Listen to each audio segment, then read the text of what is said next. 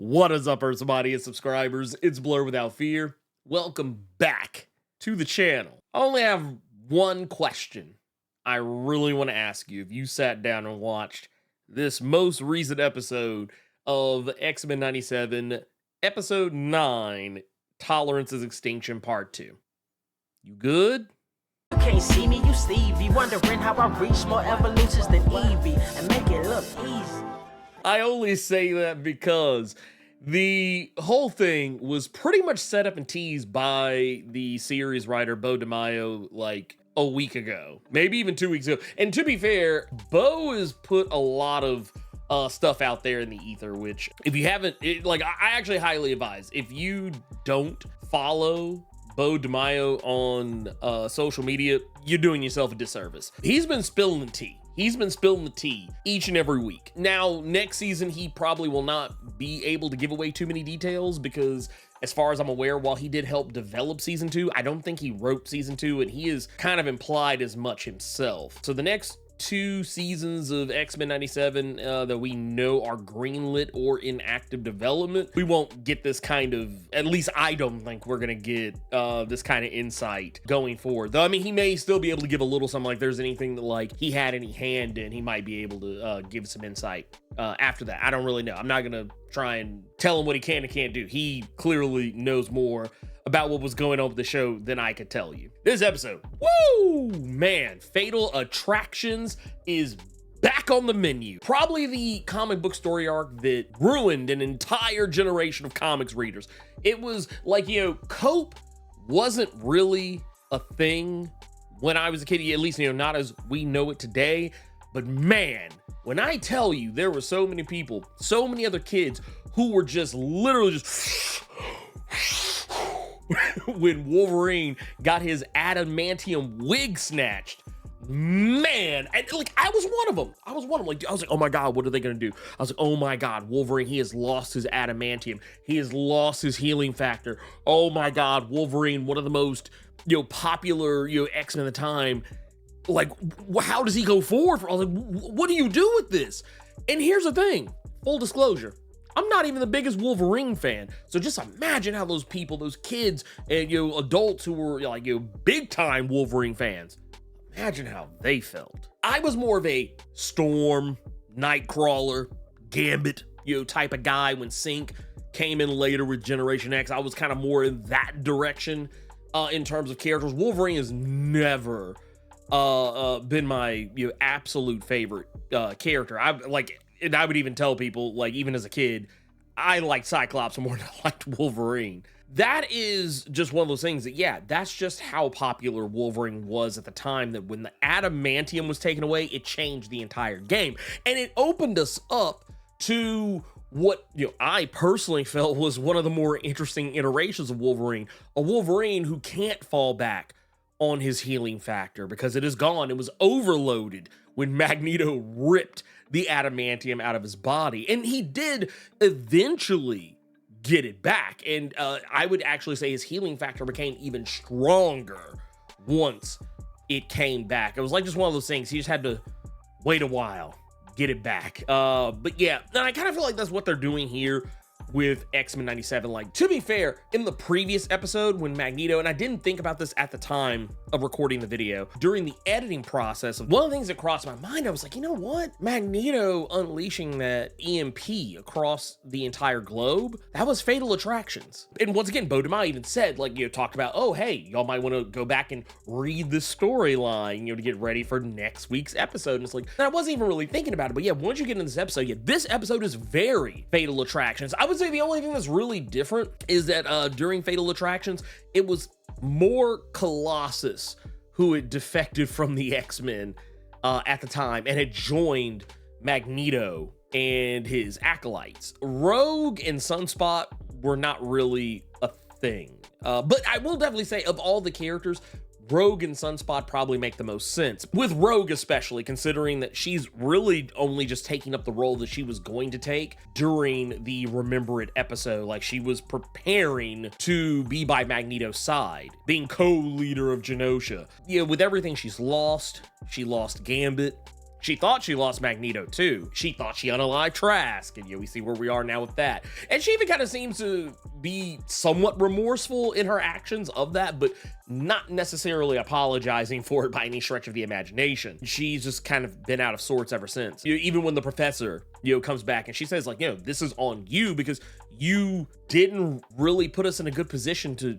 do what we have to do. You treated us like soldiers, not like people. Like there's a later point where Rogue even points out how Xavier's just so readily willing to sacrifice people. And even Magneto kind of, while doing some bad things, even Magneto has to call out Xavier, for his pompousness, which I thought was well overdue. And that's a common thread for this whole episode. Even Xavier himself has to admit to Cyclops that the reason why he gave Magneto the X-Men was because he was hoping that this would open the door for Cyclops and Jean to move on and try to have a life. But at the end of the day, Cyclops is who Xavier made him to be. I mean, yeah, sure, those qualities were already there, but he tempered those qualities into what Cyclops is today. So the idea that he thought Cyclops would just move on with his life, he should have known.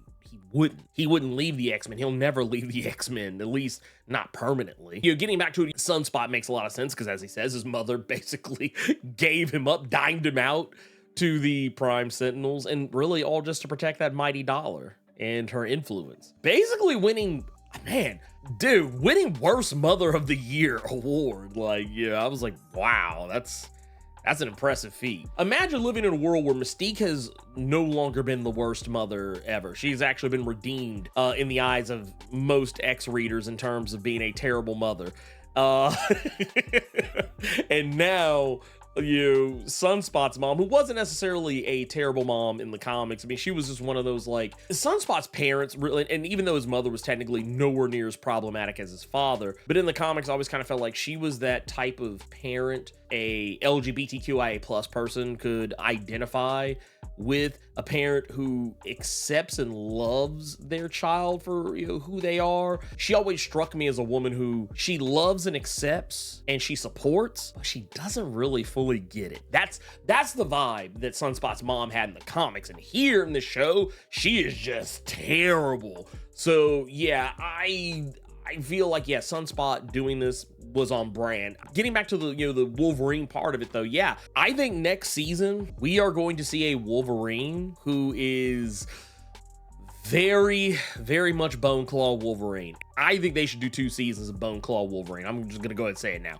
2 seasons, but they're not gonna do that. Honestly, I think even 1 season might be a bit much. I think this is one of those things that it's kind of like Life Death. A lot of people got really excited for Storm getting the Life Death arc, but I saw so many people, even some people who wanted the Life Death arc to be a thing, they were so impatient about how long it was going to take to get through it. And it's amazing to me. So yeah, it's one of those deals where people want the thing, but they don't really want the thing. I will also say too, another thing that we definitely know we're going to be getting after this episode is Onslaught. I know there's a sector of Onslaught fans out there, and I'm so happy for them because I could care less about Onslaught. This is the energy I'm going to be consistent with the entirety of the time that we're going forward with this. And if you have been following my channel for any stretch of time, I've said on many an occasion, I do not give a shit about Onslaught, at all. Put it in perspective, Onslaught was such a terrible thing to me that I stopped reading X-Men comics when I was a kid. Onslaught is, to me, what the Spider Clone saga is for a lot of Spider-Man fans, which also was something that made me stop reading Spider-Man. I did not like the Spider Clone saga. I did not like Onslaught. As a matter of fact, because this all was kind of taking place, not at the same time, but kind of near and around the same time, I still kept reading comics. I just stopped reading Marvel comics in general because at the time, Spider-Man and X-Men was what I read the most. I think by the time Onslaught was a thing, I started gravitating more towards Image Comics. So there's that. But yeah, Onslaught's on the menu. And I actually, for a moment, I thought that Xavier was going to do the thing this episode, but I think we're going to get it next episode for the finale. I think that's where we're going to see Xavier shut down Magneto's mind and thus take Magneto's psyche into his own. And that is where the poisoning of Xavier's mind is going to begin, and the Magneto persona and Charles Xavier's darkest desires and whatnot, his id, rather, and Magneto's anger and hate will merge together and create a separate entity in Onslaught. And I don't know, personally, I kind of hope they do with Onslaught what they did with Bastion. I actually hope they simplify Onslaught just a little bit. Not that he necessarily needs it, but that is definitely something you could say about Bastion. Bastion has been simplified in a lot of ways, and I think they did it very well. And that's what I keep telling people. Because they're like, I kept seeing so many people say when I posted this on Twitter talking about Onslaught, and they were like, oh, no, they can't do that. They're going to have to establish the Avengers and the Fantastic Four and, all this other stuff. It's like, no, they don't. They don't have to, because they've adapted far more complex storylines without any of that stuff. And I think that's kind of going to be the case here. While I'm not a big fan of Onslaught, I do have hope that, if and when this becomes a thing, I think it's going to be more when than if. I am confident that they're going to adapt it in a way that I personally find favorable. And I say this because, if you've been following the channel for a while, there was a comic series that came out called Way of X.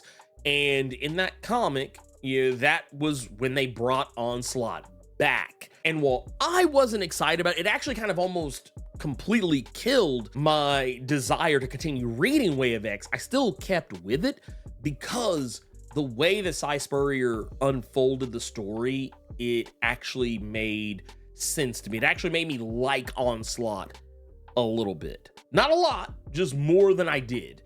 And I kind of feel like, I think the X-Men 97 showrunners can do that. But yeah, we're running through storylines at I would almost say breakneck pace, and I'm here for it. Now, I know, because comics, we think that, they got to adapt every single granular aspect of every single comic. No, they don't have to.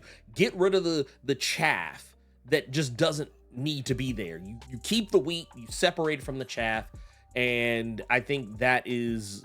I think that's the way forward, period. End of story. But yeah, when Xavier is brute forcing his way into Magneto's mind in this episode, I actually thought that was going to be the moment. But this next episode, the finale, Tolerance's Extinction, part 3, that's going to be where we get that. But yeah, there's a lot of other really cool stuff in this episode. They brought back the blue and the gold teams from the Jim Lee, Chris Claremont, Fabian Nicieza era of the comics, which I thought was great. They were really trying to play up the Storm and Jean dynamic, which I gotta admit, for the original X-Men animated series, for me to love it as much as I do, that was actually one aspect of the X-Men comics that I felt they did a huge disservice to in the original series, is that they completely left Storm and Jean's relationship, their friendship, just completely on the cutting room floor. I don't even know if they even thought to develop it. But that was the thing from the comics, that Storm and Jean are best friends and see each other as sisters. This show did a much better job of playing up that friendship. And honestly, in just the 1 or 2 episodes we've really seen them interact with one another, this season is so much more development between them than we got in any of the original show. So I'm here for it, 110 million%. There will be some people who are not happy about the costumes in this, and I kind of said this on Twitter when I saw it, because there were so many people like, why they gotta go in little retro fits, man, I hate the retro fits.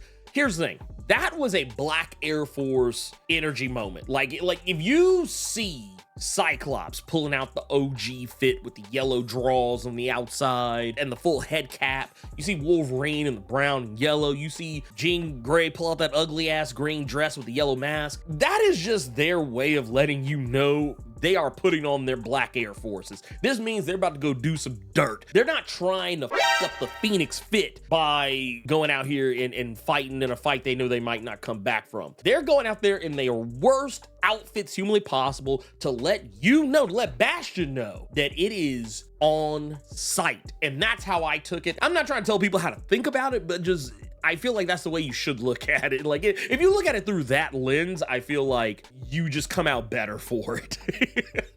We also got to see something that I know is going to have Morph haters in a tizzy. Is this episode they turn into the Hulk. And this is something that I know some people have even asked me questions about, if they turn into the Hulk, what happens? Are they going to be as strong as the Hulk? And I think we got the answer. I think we got the answer here. And I think the answer is no. And I think it's the same thing in regards to when we saw them turn into Juggernaut, Quicksilver. While they may be able to replicate the physical attributes of the character that they're turning into, I do also feel like it's not on the same level. Like, case in point, Hulk's strength is predicated on his anger. I don't think Morph can replicate that, and I think it was even more reinforced in this episode, considering the fact that Jean was putting a telekinetic shield around Morph so that they could be more destructive, that they would have more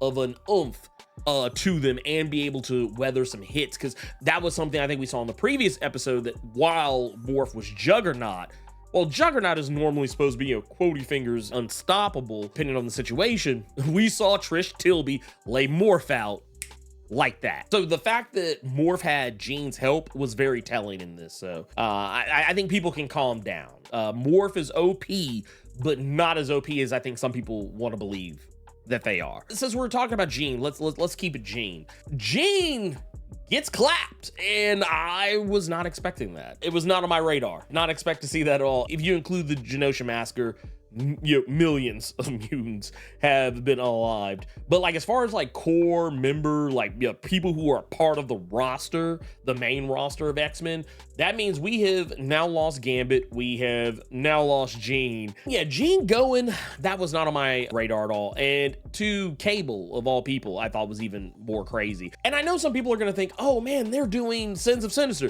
Here's the thing, not really. I mean, kind of yes, but also kind of no.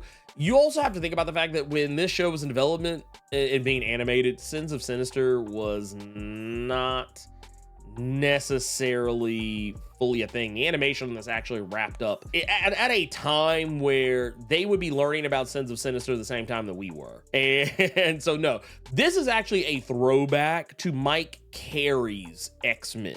It was revealed that Sinister had, when Xavier was a child, implanted his own DNA inside of Xavier, so that way at a later point in life he could just take it, give Xavier over, and no different as he's done with Cable now.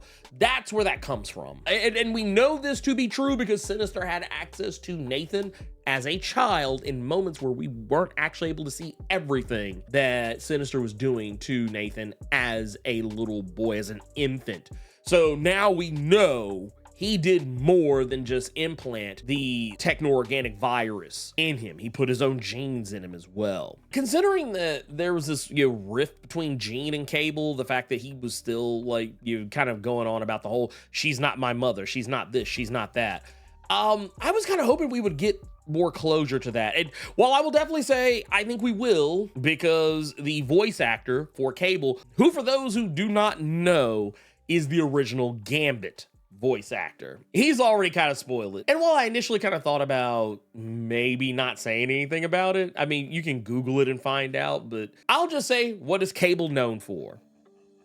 Though, if we're being honest, it's not really so much a spoiler, because show writer Bo DeMaio has actually come out and said that something you should watch as homework for the next episode, the finale of X-Men 97, is the Star Trek Next Generation episode Cause and Effect.